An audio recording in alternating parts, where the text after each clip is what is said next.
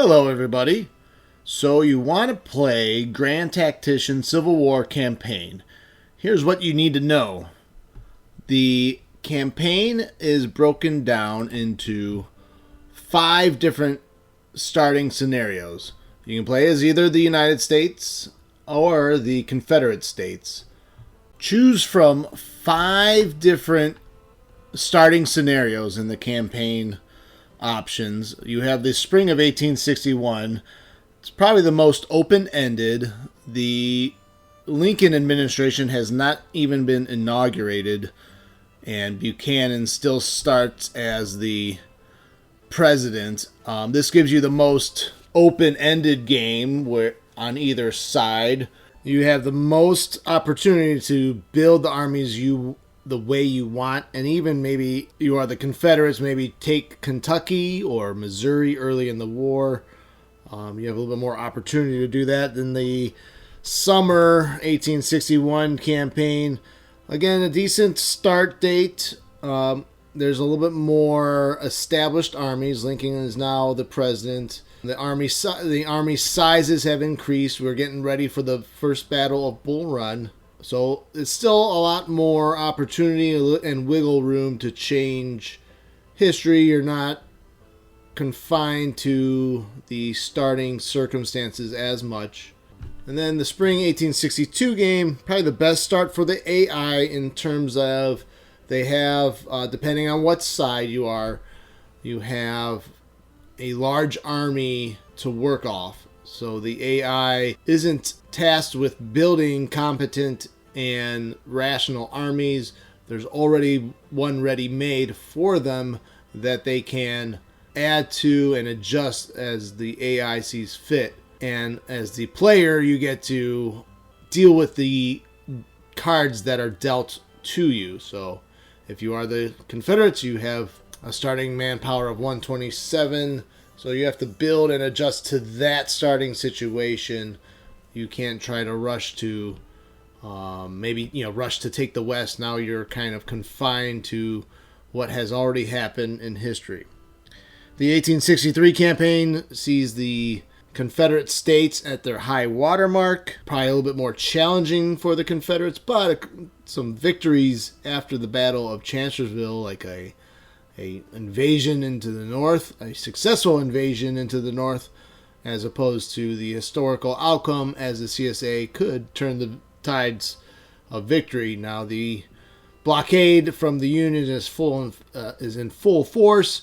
Vicksburg is about to fall, so it would be a challenging start for the CSA nonetheless in this spring of 1863. Spring of 1864 shows the Confederates, maybe not on the verge of collapse, but does find them in a tough situation after the defeat at Gettysburg, the fall of Vicksburg, and now has to deal with Grant taking over full command of all the Union forces.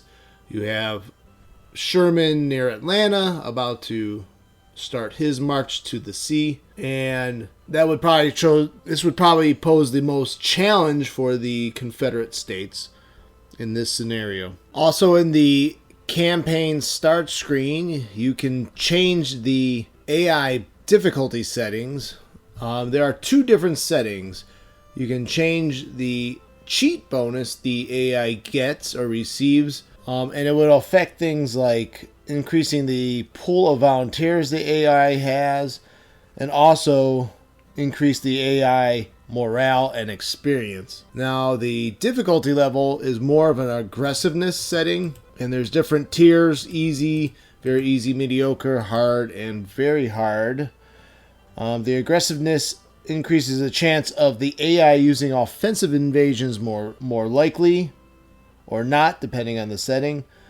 But the AI generally plays under the same rules as the player when you switch the AI behavior. So 2 different tiers, and you can set both. So you can go very hard and give the AI a cap of plus 50 bonus. That gives, you can go up to 50 bonus to the AI. The bonus, again, will increase or give cheat bonuses to the AI. You can't go negative, though, so you can't go negative bonus, in essence giving yourself a cheat. And after you decide on the AI settings and who to play and what scenario to choose from, you can choose up to 3 policies which will affect your bonuses that you get in game. So you get to choose between historic and random policies for each side that you play. The historic setup for the USA is Kansas, a free state, industrialization, and Indian wars. The historical policies for the Confederates is Old Dominion, King Cotton, and Native allies. You can also set them to random, so every time you check the random box, you will get a different set of 3 policies. So if you could spam the random button and get the desired result, or there is a way to actually choose your own 3 policies. Sorry, if you left click on one of the active policies, it opens up all of the policies available, and then you can choose. So for example, let's do this again. So we have Old Dominion, Kansas, slave state, and slaves to the west, all active as our 3 policies. If I click off the Old Dominion policy, then I can click a new one. If I click off the Kansas slave state, I can click a new one on.